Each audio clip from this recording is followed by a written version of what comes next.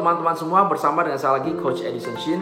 Dan hari ini saya mau sharing kepada Anda tips-tips sederhana bagaimana kita menghadapi keberatan di dalam penjualan. Nah, sebenarnya saya sedang akan segera memulai training online saya, tetapi ada beberapa teman-teman yang meminta saya untuk memberikan tips-tips ini dalam video YouTube ini, karena seperti yang kita ketahui bahwa masa pandemik seperti ini banyak sales yang under pressure, karena mereka dituntut oleh perusahaan untuk berjualan supaya perusahaannya bisa survive di tengah badai corona yang menggila ini ya. Jadi hari ini saya mau sharing teman-teman bagaimana cara kita menghadapi keberatan dalam penjualan ya. Baik, yang pertama adalah kita mesti tahu dulu jenis-jenis keberatan yang biasa terjadi dalam dunia penjualan. Nah, ada 3 ya. Yang pertama kita sebutnya skeptical, atau bahasa Indonesianya adalah keraguan. Jadi ini membuat si customer menjadi ragu membeli dari Anda. Bisa jadi customer ragu kepada Anda sebagai salesnya, mungkin karena produk knowledge-nya dirasa kurang, atau cara pemahaman terhadap bisnis isunya kurang, ataupun kurang mampu menghubungkan antara masalah dia dengan produk yang kita jual. Bisa juga dia ragu karena produknya sendiri ya. Dia nggak ragu sama kita sebagai sales, tapi dia ragu sama produknya. Mungkin ini produknya kayaknya kurang bagus, kurang meyakinkan gitu ya, kurang bukti gitu ya, kurang proven gitu ya. Nah, bisa juga dia ragu karena perusahaan yang kita wakili. Mungkin simply karena perusahaan kita kurang bonafit, kurang bernama dan lain sebagainya ya. Jadi kita sebutnya kategori pertama yaitu keraguan. Nah, apa yang menyebabkan orang ragu? Biasanya ragu karena satu, bisa jadi dia pernah trauma, dia pernah dibohongin sama sales sebelumnya, atau dia pernah membeli produk sejenis kemudian ternyata tidak sebaik yang dia harapkan. Ataupun bisa juga penyebab keraguan itu karena dia kurang mendapatkan informasi yang tepat, atau mendapatkan informasi yang salah, mungkin hoax yang ditebarkan oleh kompetitor kita ya. Jadi yang pertama, skeptical atau keraguan.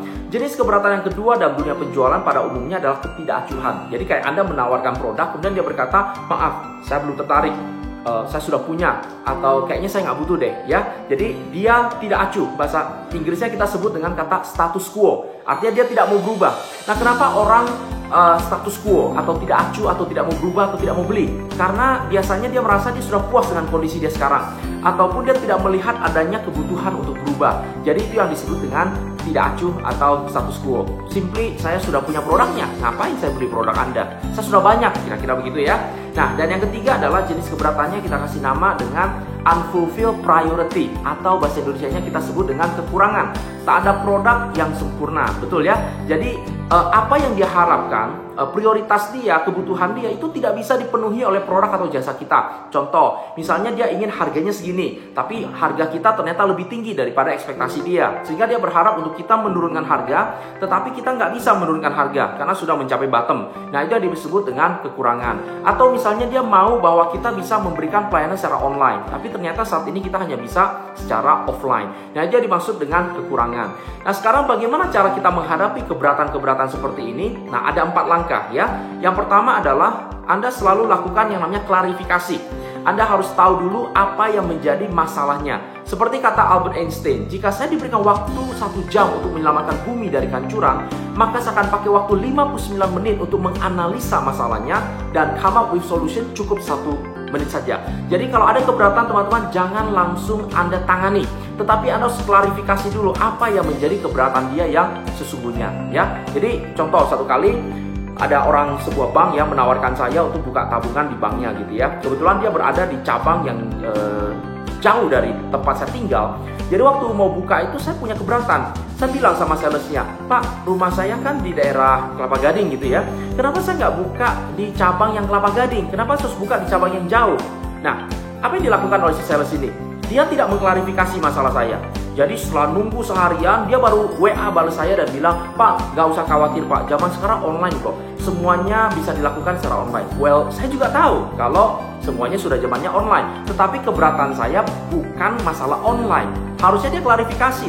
Pak Edison, apa yang jadi kekhawatiran Pak Edison dalam hal ini? Nah, kekhawatiran saya adalah kalau nanti setiap tahun baru saya mau minta kalender itu susah. Karena pengalaman saya kalau mau minta kalender baru dari bank, saya disuruh pergi ke cabang asal saya buka. Nah, jadi saya berkomitmen kalau saya buka tabungan baru, saya mesti buka di tempat yang dekat rumah saya. Dan kebetulan banknya dia itu rada jauh dari rumah saya.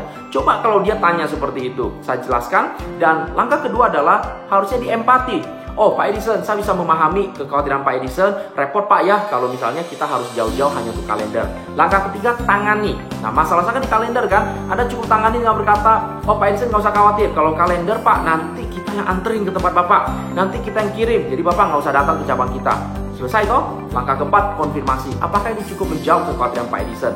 Ya, saya rasa cukup. Nah, itu artinya Anda memberikan solusi sesuai dengan keberatan daripada si customer itu sendiri. Jadi jangan sampai kayak Jaka Sembung naik Gojek sambil bawa bawa golok gitu ya, nggak nyambung jack, kira-kira begitu ya. Jadi langkah pertama selalu Anda klarifikasi dulu, kemudian setelah dia sampaikan dan sudah jelas Anda ucapkan empati Anda sudah mendengarkan, Anda memahami, baru Anda tangani. Nah kalau itu berbentuk keraguan, maka Anda harus memberikan yang namanya bukti atau hitam di atas putih, bisa berbentuk brosur, bisa berbentuk testimonial, sampai dia percaya gitu ya. Kalau itu bentuknya adalah ketidakacuhan, misalnya dia merasa tidak butuh karena dia sudah punya sebelumnya produk yang sejenis.